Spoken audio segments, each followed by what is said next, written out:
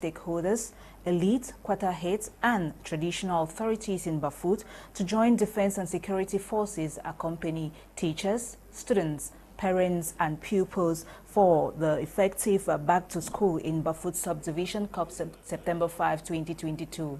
Charles Kebwa now reports from Bamenda. In a preparatory meeting convened Wednesday, August 31st at the Sub-Prefecture Bafut with education stakeholders and traditional rulers in the Bafut subdivision to ensure effective back to school at a time the subdivision is becoming more the stronghold of terror perpetrated by youth whose anarchy by being anti-role model with recent attack fresh of a military convoy. The DO Foku Njokeng Andeli said government is doing a lot to ensure security measures are put to ensure a hitch-free back to school 2022-2023 in Bafut, and teachers should do the job they are paid for and not to hide under the pretext of insecurity to relocate. Both internal and external elites of Bafut subdivision should do everything possible to sensitize their children to come back to school, sensitize the parents and accompany them and help reconstruct the schools that were destroyed. The head teachers who outlined challenges faced by the education sector in Bafut since the outbreak of the socio-political crisis with government action on the ground. The DO for Bafut called on traditional rulers, quarter heads and elites to accompany the teachers, school children and students in their activities. Safe back to school 2022. The challenges are enormous, especially at this particular period. You know, Bafut has been for long the stronghold of terror in the Northwest region. But we can see a little bit of change with a great number of teachers and elites who came to attend to this meeting, hoping that the school, back to school 2022-2023 will be a successful one. Bafut Council Mayor Ngwakungo Lawrence, optimistic of an effective back to school in his municipality, distributed didactic school equipment to the head teachers per zones. Salt and Savon promised the Bafut Council will recruit trained teachers out of government payroll to some schools in the municipality teach. I've been putting in place teachers who are trained by the state, because they're not employed by the state. Yeah, so we now tend to employ those teachers who have not been able to be taken or to be employed by the state. We employ them now to work in the respective schools where they are residing. To some traditional authorities who attend the party meeting, you have to start somewhere. You must start somewhere. So despite the odds, we want them to start. We really want them to start because it will be the development of the village, the future of the children, and the future of the community. The back to school in Bafut subdivision, with most schools abandoned for long, now covered with grass, some schools and classrooms used as separatist camps, others destroyed with act of vandalism taking place in some. High time the population of Bafut join effort for an effective back to school like other divisions in the Northwest region. Relatively in prelude to the 2022-2023 start of the academic year, Cameroon's Minister of Communication, René Emmanuel Sadi, held a joint press conference yesterday, August 31st, to inform the population about government's level of preparedness. He was accompanied by 2 ministers and 2 other government representatives. Get details in this report with Joy Ngong. 4 days left before the resumption of classes for the 2022-2023 academic year, stakeholders of the education sector have begun strategizing for an effective school resumption. With the previous school year largely characterized by the coronavirus pandemic and a strike action from teachers, the Ministries of Education, Public Service, as well as the Ministry of Territorial Administration, in collaboration with the Ministry of Communication, during yesterday's joint press conference, reassured the general public about the state of readiness on ground, the measures taken by the government to ensure a hitch-free school resumption, and the smooth running of the entire school year. The Minister of Communication, René Emmanuel Sadi, reiterated the commitment of the head of state, President Paul Biya, to education, which accounts for the high rate of school attendance in the country. According to the minister, for the 2022 fiscal year, 643.9 billion francs CFA were allocated to basic and secondary education sectors out of an initial national envelope of 5.7 billion francs CFA, representing 11.19% of the budget package earmarked for the 2 education sectors. A commitment the minister says placed Cameroon at a high-ranking position of school attendance rate in Africa. Everything being equal, the government of Cameroon has done all in its power to ensure an effective school resumption, void of COVID-19, void of teachers' grievances and insecurity, come September 5 in all 10 regions of Cameroon. In more news concerning education, in less than a week, the 2022-2023 school year will kick off. And in these slides, the back-to-school effervescence in the west region of Cameroon, particularly in Bafoussam, is yet to gain steam, as we hear from Nolinga in this report that follows.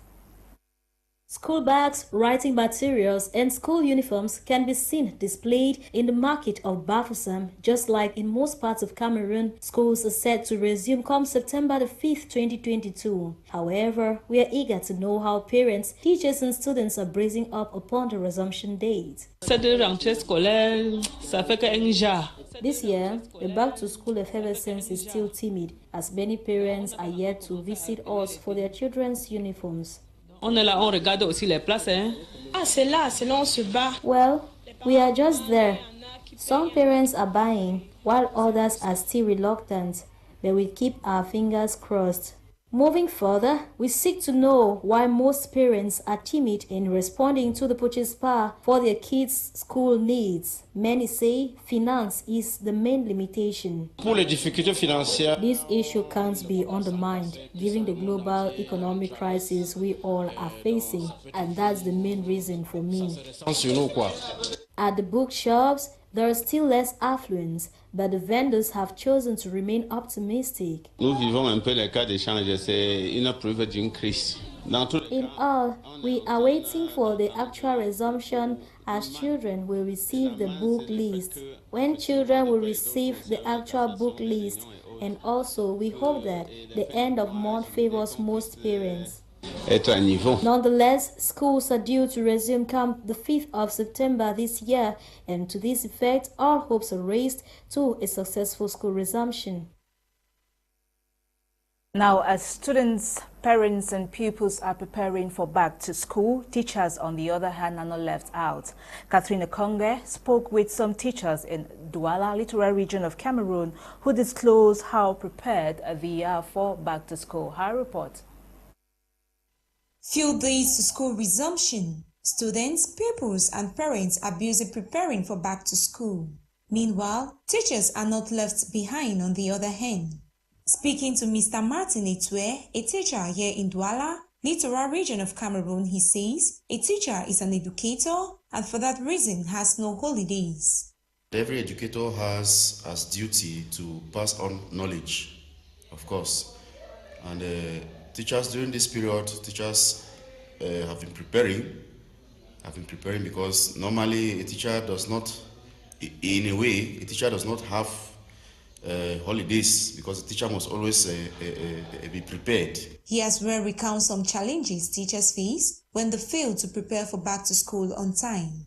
For the difficulties that teachers may face for failing to prepare their materials for the next school year, for example, notes and things like that, is that it's going to result to a failure on the part of the teacher, because a teacher who does not prepare will not be able to cover up the syllabus. That's why I said that teachers must make adequate research before the school year begins.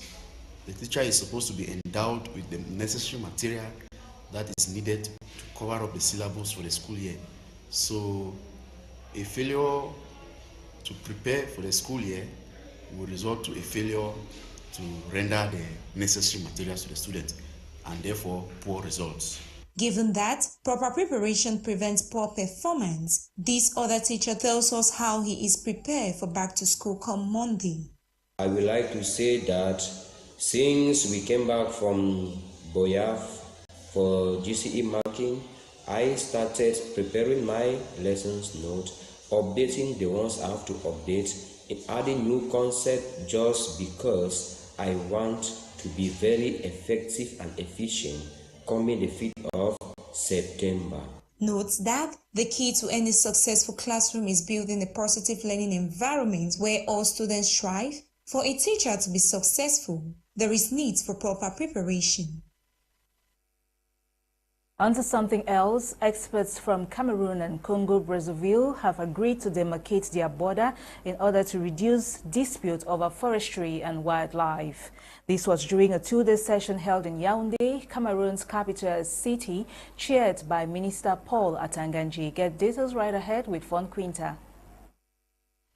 For 2 days, experts and members of the technical subcommission in charge of border demarcation from Cameroon and Congo-Brazzaville exchanged on the border situation between both countries at the Starland Hotel in Yaoundé in the presence of Congolese ambassador to Cameroon, Frinki Bidingoka. The experts say the plan is to make their common border an instrument of peace and shared development, and also to stop all forms of rivalry over natural resources. At the opening ceremony, the head of Congolese delegation, Jacques Essisongo, said the experts will lay the groundwork for an effective and efficient demarcation of the close to 500-kilometer Cameroon-Congo border. Paul Atanganji, Cameroon's Minister of Territorial Administration, highlighted the fact that the countries of President Paul Biya and the Nsah of Congo have no border conflict, but the project is in a bid to foster cooperation between both neighbors. Tenant compte de ce qui précède le Cameroun et le Congo liés par l'histoire et la géographie.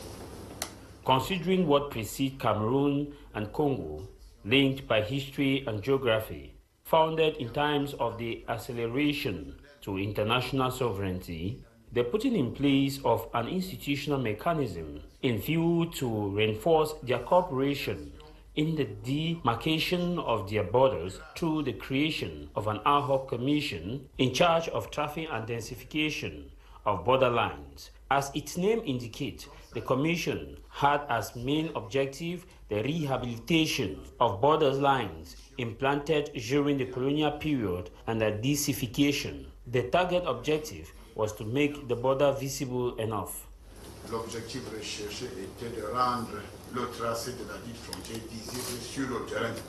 The first phase of the technical meeting on demarcation and reaffirmation of the border ended on Wednesday with the signing and exchange of documents by heads of delegation, while the second phase will be a field visit which experts will undertake to Saint-Melima, the south region of Cameroon, and Tam in Congo from September 2nd to September 4, 2022. One Quinta reporting there. Now, the people of Mbangem have been hailed for choosing the pathway to peace and development. The message was voiced by the representative of the Minister Delegate Assistant Secretary at the Presidency, Minister Elung Ponche, during the finals of the 7th edition of the Sustainable Football for Jesus organized by Agro Produce Management Services. Kuma Honore has details in this report. Welcoming the mammoth crowd, Mayor Ekokwe Christopher of Bangem Municipality saluted the initiative of the cup donor and called on others to join him in promoting peace and development. He cited similar competitions going on within the municipality organized by Bangem Council and other stakeholders of peace and development. He called on parents to send their children back to school come the new school resumption day. Just the fact that people are been able to come out so freely, it tells you how free the holidays too have been, because students were very happy to come today and witness the finals. After this, everybody knows that they're going straight back to their schools within the municipality as well as schools outside the municipality. On his part, the president of the local organizing committee, Mr. Ngide Lord Brownson, thanked the population for the collaboration exhibited throughout the competition and pleaded with them to continue in the same spirit in order to motivate the cup donor to do more. He reminded the cup donor of the esteem the youths of Bangem have for him. He called for a minute of silence in honor of a referee who died during the tournament and prayed for his soul to rest in peace. Earlier on, the presiding pastor invited God Almighty to neutralize the power of darkness and manifest his glory. Let the will of God be done and neutralize every power of darkness. If you believe it, shout hallelujah! Addressing the over 20,000 inhabitants and spectators at the Paul Biya Stadium in Bangem, Mr. Itakengande Divine, Country Director for AMS, thanked the 14 villages from Bangem subdivision who participated in the competition and called on them to be agents of peace and development. Because we wanted to express and bring out peace in the place, and we also wanted to make people to understand that Bangem have become calm, and the only way you needed to do this is to bring people out from different places. That's why the tournament was not limited for those who are coming from particular villages, but they could bring out players from different places. And now they are able to play the tournament and go back and say Bangem is peaceful, and you can apply Bangem as usual.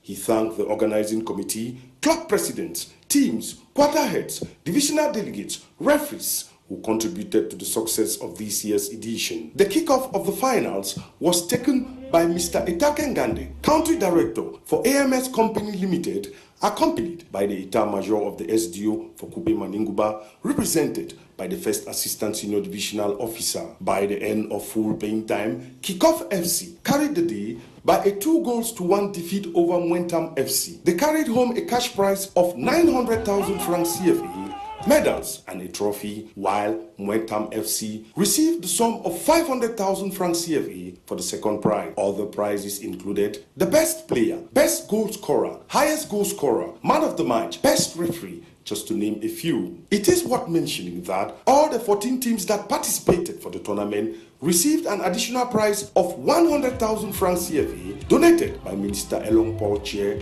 Minister Delegate at the Presidency of the Republic. He promised to partner with the youths of Bangem and anyone in Kupe Maninguba who wants to promote peace and development. The event coincided with the award of prizes to laureates of this year's edition of AMS AC Competition for Excellence. This year's competition saw the participation of 500 candidates all over the national territory where AIMS is currently operating. Bangem subdivision alone registered 53 candidates. Out of the 14 villages in Bangem, 12 villages succeeded to retain a candidate. Reason why the donor has decided to bring the prize award ceremony very close to the beneficiaries. The prizes, comprising of school bags, cash prizes, and pedagogic materials, were handed over to the laureates by a cream of personnel from AMS Company Limited and a host of dignitaries present to watch the finals. Let's now go back to the northwest region, where the population of Cook Village have been told to be calm and vigilant following some changes noticed in Lake Cook lately that created panic amongst locals.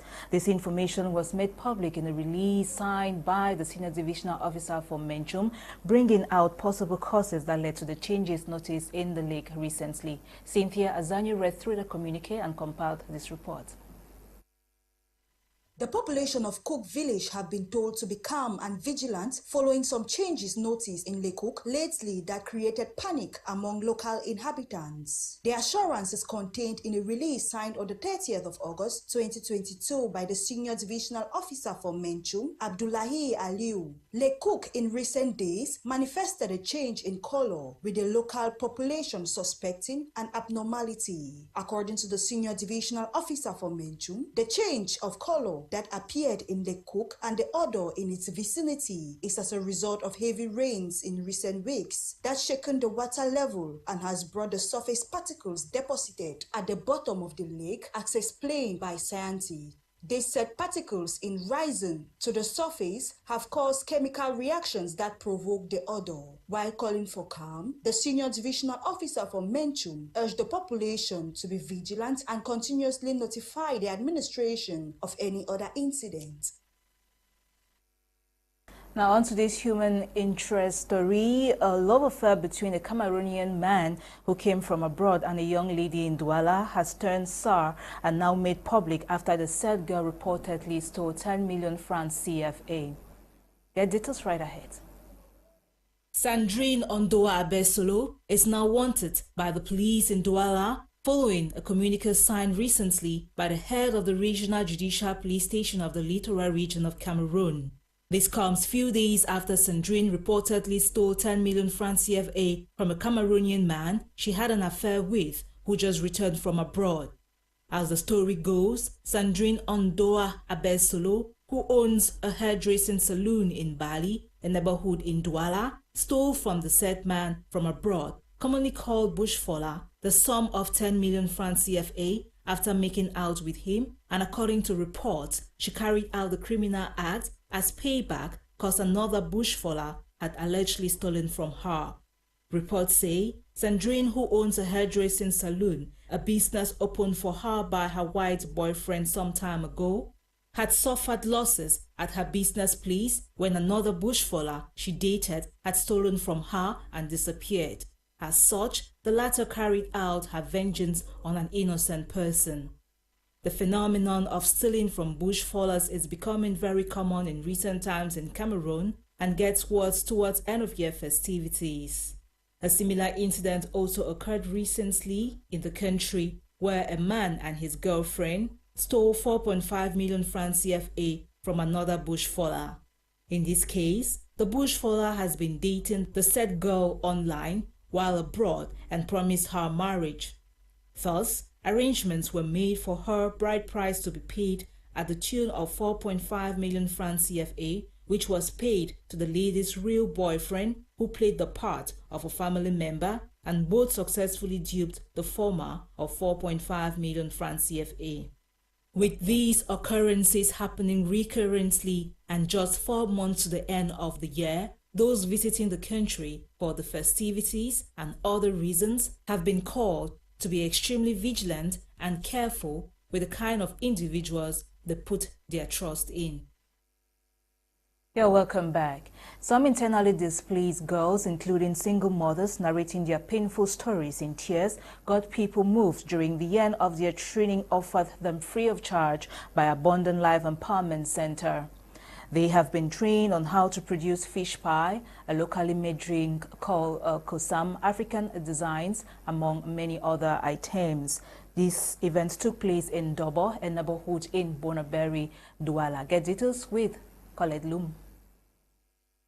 Teach a woman how to fish than to keep giving her fish all the time, because no one can ever give to the satisfactory of another, and there is no guarantee that someone will always be there to give. There are people that give because they want to make name. There are others like Abundant Life Women Empowerment that they give out their all because they want to put a smile on somebody's face. The reason why some internally displaced girls and ladies, including single mothers, have been drilled in Bonaberi Dobo by Abundant Life Women Empowerment Center on how to produce kosam, assorted cakes, chin-chin, scotch egg, detergent, and many other items. Most of the ladies who acquire these skills testify of being trained for nothing. And empowering a woman begins from within. They were equally taught on how to deal with their emotions, trauma, pain. As one of the IDP's testimony about this training moved her and participants with their trainer who went down in tears.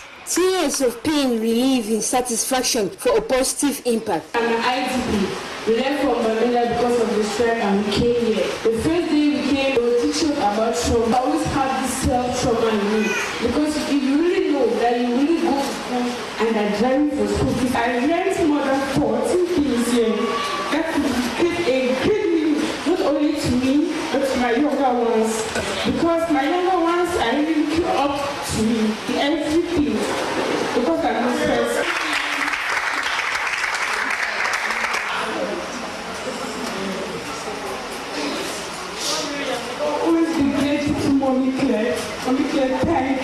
These life-changing event certificates awarded. Launch of Aware Douala to get more women out of poverty was equally the focus of the event, aimed at empowering women to not only have skills that can foot bills, but to acquire in order to train others as well. I left from Northwest and came here to Douala because of this crisis. I'm very grateful for this wonderful opportunity because I've learned a lot. Being a single mom, she intends to be an asset and not a liability. I'm from Ndu subdivision also an IGP and I'm also a single mother. Thanks a lot for the program because I came and I've learned how to make paper flags, Ankara, a lot. And one thing that I've learned that has really helped me is that I've discovered myself in this program. I have come to discover that there is a lot inside of me that I still need to give to the world. With the little that I have learned, I will teach, they will also make a living out of it. Inspiring the hopeless, a powerful message for every woman to be useful in challenging times because gone are the days where women depended on men for survival. My encouragement to all the trainees, because by the grace of God, we are graduating 29 women, mothers and single ladies today. They should go entrepreneurial because it is important for them to apply what they have learned, else the skills will die. So they should go and practice what they have learned and empower their world. A lesson for other ladies to emulate so they put an end to begging as they eradicate the spirit of laziness because where there is the will, there is a way.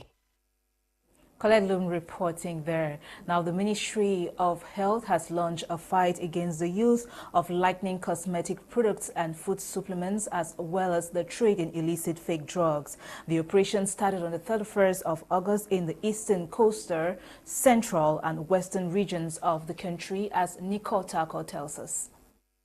The Ministry of Public Health is on a mission and on the field for the supervision and inspection of the manufacturing, storage, distribution and sale of cosmetic products, food supplements, as well as for the fight against fake drugs and the illegal trafficking of pharmaceutical products. This operation, which is ongoing in the central, eastern, coastal and western regions, started on August 31st, 2022 and will end on the 9th of September 2022. Note that this mission comes only a few days after the decision of the Minister of Public Health banning the manufacturing, circulation of alcohol as cosmetic and body hygiene products containing hydroquinone and its derivatives, mercury and corticoids. According to the Inspector General of Pharmaceutical and Laboratory Services and the head of mission, Dr. Solange Kwakab, all these substances are harmful to health and are the cause of recurrent diseases such as diabetes, cancer, and high blood pressure. The Ministry of Health has taken these measures to protect the health of the population, and after filing, all these products will be purely and simply destroyed in accordance with the current environmental standard. Let's now talk health. The month of September is Polycystic Ovary Syndrome Awareness Month, commonly called PCOS. This condition is likened to menstrual cycle problems, infertility, as well as prevalence of other diseases such as diabetes during pregnancy, cardiovascular diseases, cancer, and more. Bukengo Worthy completes that story. Affecting 1 in 10 women worldwide, polycystic ovary syndrome is the most common cause of infertility in women between the ages of 25 to 45, being a hormonal disorder of the ovaries whereby they become enlarged and birth multiple cysts on the outer layer or edges of the ovaries. The health condition can become a severe and lifelong issue if left unattended. According to data from the Center for Disease Control and Prevention (CDC), women who are sufferers from this health condition are more likely to suffer from other diseases like heart disease, high blood pressure, sleep apnea, stroke, cholesterol inconsistency, diabetes, gestational diabetes or diabetes in pregnancy, and in severe and untreated cases, cancer. Bearing high levels of androgen, which can stop ovulation, the health condition is aligned with family history and triggered by weakened immune system, hormonal problems, poor dietary choices, high levels of insulin, environmental issues, plus genetics. Experts say some signs and symptoms for childbearing age women to not take lightly regarding PCOS include acne, irregular, prolonged or missed periods, fatigue, pelvic pains, rapid weight gain, severe cramping during menstruation, bloating, obesity, mood swings, psychological problems, anxiety, stress, worse still, depression, which can lead to death over time. Aiming to give women the opportunity to share their polycystic ovary syndrome struggles every month of September, as well as improve the lives of those infected, health personnel say eating a diet rich in protein, leafy greens, vegetable, carbohydrates, and healthy fat, together with regular checkups and tests for PCOS at the hospital, are ways to foster the health campaign and improve the life of women worldwide. It is on that note that we'll put a cap on today's edition of Prime News, produced by Ewane. I have been Eileen for presentation. Thanking you all for viewing. The news was compiled by Lasha Kingsley. Do have a blessed night, but enjoy the rest of programs on My Media Prime Television. Bye until tomorrow. Stay blessed.